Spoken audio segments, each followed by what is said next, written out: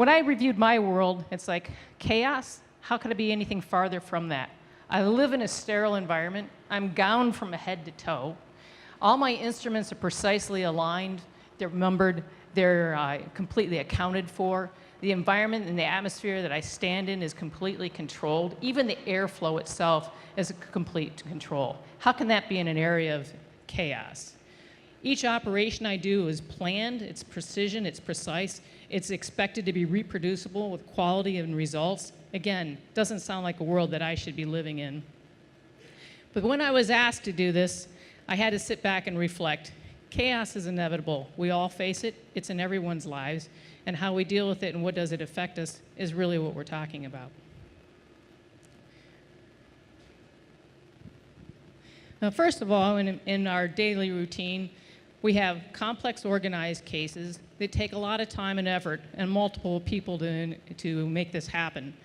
We spend hours analyzing data, looking at angiograms, CT scans, EKGs, interviewing patients, doing physical exams. Again, a well-planned environment. It takes coordination of both people, equipment, medications, space. This is not something that happens randomly.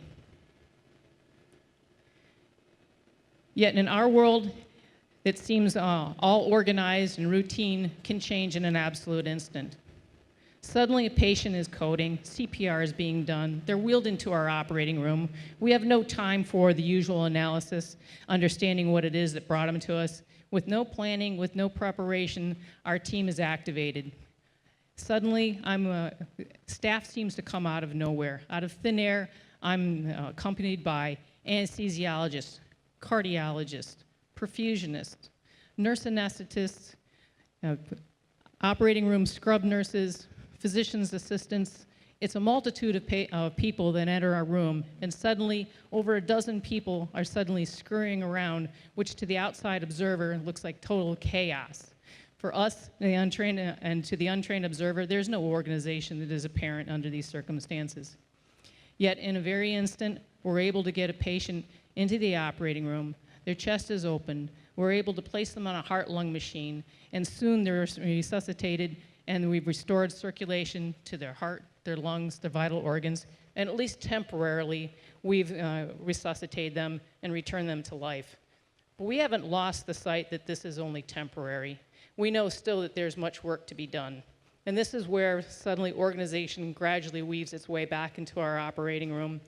We've opened a multitude of instruments, but all of our staff now know what their task is, and they are relying on our experience, and they're performing even without the ability to have preparation. Through this, we work and we understand that this is just temporary and that stamina is required to continue to complete our task. We no longer really perceive hunger. We don't feel the aches and pains and the fatigue of our backs and legs, and we even lose perception of time.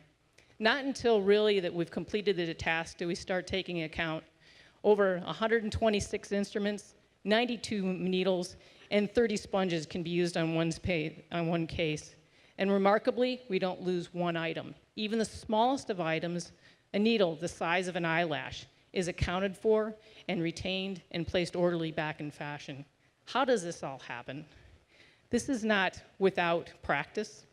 This does not happen randomly. It is, in fact, the effect of chaos. What have we learned? What have we done? It builds character. Out of the most stressful environments, you will find those that rise to the occasion, that understand what are going on, and more importantly, as a team, each person understands that their task is important for the final result. I'm often asked by all our team members, how's our patient doing, not what was the case.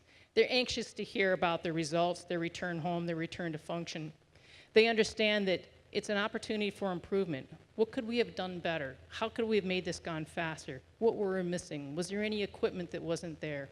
Was there any way we could have performed better? And it also allows for ingenuity because you have to think of a different way.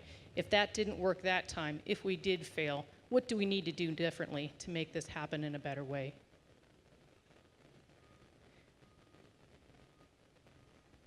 Chaos, it is inevitable.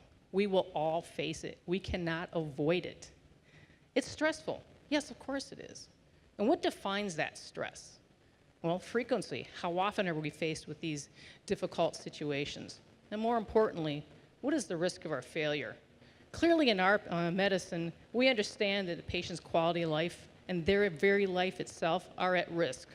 What greater incentive for us to have success?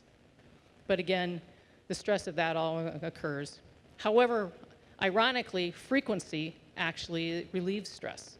The more that we've experienced, the more that we've seen, the knowing what things can happen, how they should happen, how we can do it differently, is how we succeed. Denying change is accepting failure. If we're not stressed to have to make change, if we're not placed in a position that makes us have to think differently, we will continue to do the same mundane thing over and over again with no growth or improvement. So chaos is several things. It's character.